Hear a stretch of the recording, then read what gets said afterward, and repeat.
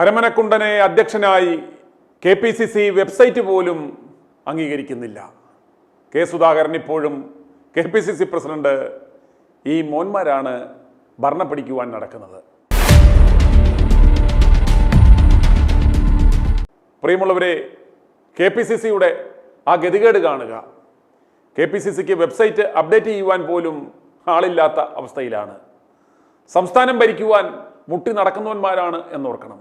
പറയുമ്പോൾ digital media വിഭാഗം മേധാവി, സുസജ്ജമായ ഡിജിറ്റൽ മീഡിയ വിങ് ഒക്കെ ഉണ്ട് പോലും. ഈ അടുത്ത കാലത്ത് പഴയ ആളുകളെയെല്ലാം മാറ്റി കേക്കച്ചൻ്റെ സ്വന്തം ആളുകളെ ഡിജിറ്റൽ മീഡിയ വിഭാഗത്തിൻ്റെ ചുമതലയൊക്കെ ഏൽപ്പിച്ചിരുന്നു എന്ന് പറയുന്നത് കേട്ടു. പക്ഷേ യാതൊരു പ്രയോജനവും ഇല്ലെന്ന് മാത്രമല്ല, ഇവന്മാർ സ്വന്തം പാർട്ടിയുടെ വെബ്സൈറ്റ് പോലും 6 മാസത്തിൽ ഒരിക്കൽ പോലും തുറന്നു നോക്കാറില്ല എന്നാണ് നമ്മൾക്ക് മനസ്സിലാക്കുവാൻ സാധിക്കുന്ന കാര്യം. ഇതാ നോക്കുക. കെ സുധാകരൻ KPCC പ്രസിഡന്റ് പദവിയിൽ നിന്നും സ്ഥാനമൊഴിഞ്ഞിട്ട് 6 മാസമായിട്ടും KPCCയുടെ ഔദ്യോഗിക വെബ്സൈറ്റായ www.kpcc.org.in കെ സുധാകരൻ MP തന്നെയാണ് ഇപ്പോഴും പ്രസിഡന്റ്. പുതിയ അധ്യക്ഷനായ സണ്ണി ജോസഫിൻ്റെ പേര് സൈറ്റിൽ എവിടെയും നമുക്ക് കാണുവാൻ സാധിക്കില്ല. സൈറ്റിൻ്റെ കവർ പേജിൽ പോലും ഇപ്പോഴും പഴയ അധ്യക്ഷൻ്റെ പടമാണ് മുഖചിത്രമായി കൊടുത്തിട്ടുള്ളത്. സംഘടനയുടെ അധ്യക്ഷൻ എന്ന നിലയിൽ കെ സുധാകരൻ്റെ വിവരങ്ങൾ തന്നെയാണ് സൈറ്റിലും നൽകിയിരിക്കുന്നത്. അധ്യക്ഷൻ്റെ സന്ദേശം എന്ന പേരിൽ കെ സുധാകരൻ്റെ സന്ദേശവും ഫോട്ടോയും തന്നെയാണ് ഇപ്പോഴും നൽകിയിരിക്കുന്നത്. 6 മാസം കഴിഞ്ഞു എന്നോർക്കണം അധ്യക്ഷൻ മാറിയിട്ട്. KPCCയുടെ വെബ്സൈറ്റ് നിയന്ത്രിക്കുന്ന ഡിജിറ്റൽ മീഡിയ സെല്ലിൻ്റെ അധ്യക്ഷ സ്ഥാനത്ത് ആളുകളെ മാറ്റി നിയമിച്ചെങ്കിലും അവർക്ക് പോലും അരമനക്കുണ്ടനെ പാർട്ടിയുടെ അധ്യക്ഷനായി അംഗീകരിക്കുവാൻ സാധിച്ചിട്ടില്ല എന്നതിൻ്റെ നേർസാക്ഷ്യമാണിത്. സണ്ണി ജോസഫ് എന്ന അരമന കിങ്ങിണി സരിതാ വേണുഗോപാലിൻ്റെയും കേക്കച്ചൻ്റെയും വെറും പിടിച്ചുവെപ്പുകാരനാണെന്നും ഒരു കഴകത്തില്ലാത്ത മനുഷ്യനാണെന്നും ആദ്യം മുതൽ ITV ന്യൂസ് പറഞ്ഞുകൊണ്ടിരിക്കുന്നതിന് ഇതിൽ കൂടുതൽ തെളിവുകൾ വേണോ? ഇത്ര മൊണ്ണയായതുകൊണ്ടല്ലേ ഇയാൾ അതുപോലും ശ്രദ്ധിക്കാതിരിക്കുന്നത്? ഈ അരമനക്കുണ്ടന് പോലും താൻ ഏത് പദവിയിലാണിരിക്കുന്നത്, KPCC അധ്യക്ഷൻ്റെ വില എന്താണെന്ന് അദ്ദേഹത്തിന് പോലും അറിയില്ല. എന്തെങ്കിലും ശേഷിയുള്ള ഒരാളായിരുന്നുവെങ്കിൽ ആദ്യം പദവിയിലെത്തുമ്പോൾ ചെയ്യുന്നത് തൻ്റെ ആ പദവിയെ ഉറപ്പിക്കുന്ന പ്രാഥമികമായ ഇത്തരം കാര്യങ്ങളെല്ലാം ചെയ്യുക എന്നതല്ലേ. പ്രകാരമുള്ള കാര്യങ്ങൾ അഥവാ വിട്ടുപോയാൽ പ്രൊഫഷണലായി കൈകാര്യം ചെയ്യുന്നതിനാണ് സുനിൽ കനകോലുവിൻ്റെ പ്രത്യേക ടീമിനെ വെച്ചിരിക്കുന്നത്.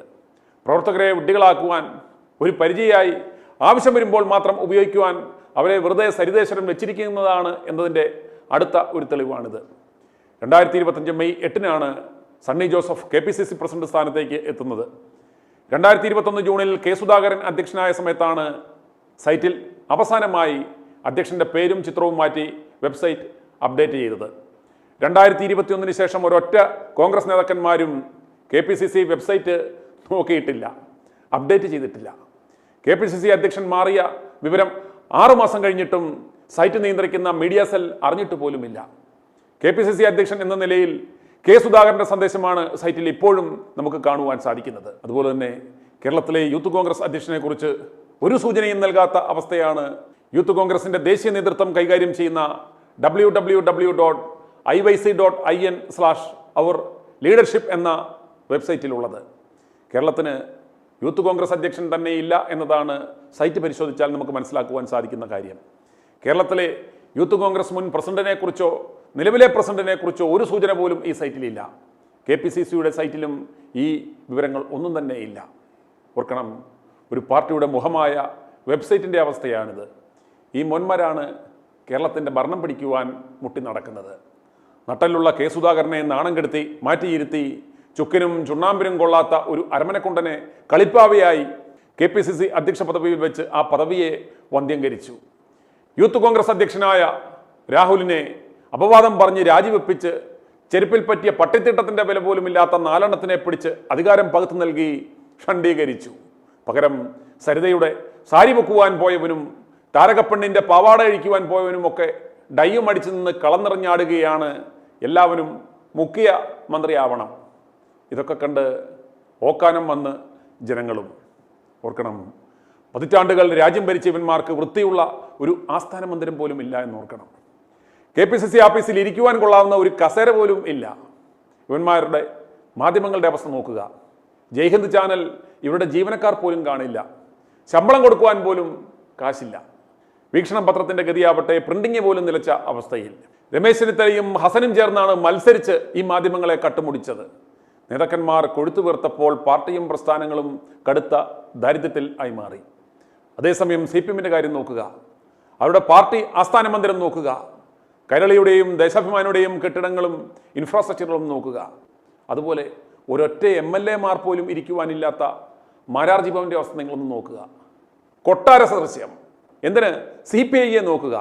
MN സ്മാരകം പോലും എത്ര മനോഹരമാക്കി. എന്നാൽ കോൺഗ്രസിൻ്റെ അവസ്ഥയോ? പാർട്ടിയുടെ വെബ്സൈറ്റ് ഒരു 500 രൂപ കൊടുത്താൽ പോലും അപ്ഡേറ്റ് ചെയ്യാമെന്നിരിക്കെ അതിന് പോലും ഇവന്മാർക്ക് ശേഷിയില്ല. പ്രതിപക്ഷ നേതാവെന്ന നിലയിൽ കേക്കച്ചൻ്റെ പ്രവർത്തനം വിലയിരുത്തിയാൽ അദ്ദേഹം ചെയ്ത കഴിഞ്ഞ 4.5 കൊല്ലത്തിനുള്ളിൽ ചെയ്ത ഏക കാര്യം രാഹുലിനെ പാർട്ടിയിൽ നിന്ന് പുറത്താക്കി എന്നത് മാത്രമാണ്. വേറെ എന്തെങ്കിലും നിങ്ങൾക്ക് പറയുവാൻ ഒരൊറ്റ കാര്യമെങ്കിലും ഉണ്ടോ? പറയാൻ സാധിക്കുമോ?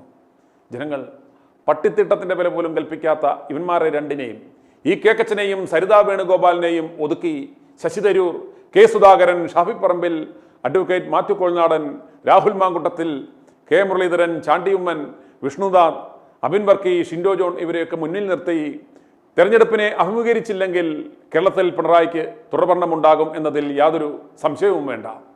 ബീഹാർ നിയമസഭാ തെരഞ്ഞെടുപ്പിനൊരുങ്ങുന്ന ഇന്ത്യ സഖ്യം മുഖ്യമന്ത്രി സ്ഥാനാർത്ഥിയായി RJD നേതാവ് തേജസ്വി യാദവിനെ പ്രഖ്യാപിച്ചതുപോലെ കേരളത്തിലും UDF മുഖ്യമന്ത്രി സ്ഥാനാർത്ഥിയായി ശശി തരൂരിനെ പ്രഖ്യാപിക്കുക.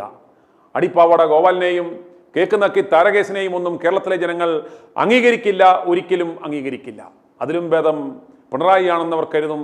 യാതൊരു സംശയവും വേണ്ട. മുസ്ലിം ലീഗും മറ്റ് ഈർക്കലി കക്ഷികളുമെല്ലാം അതിനായി ശ്രമിക്കണം.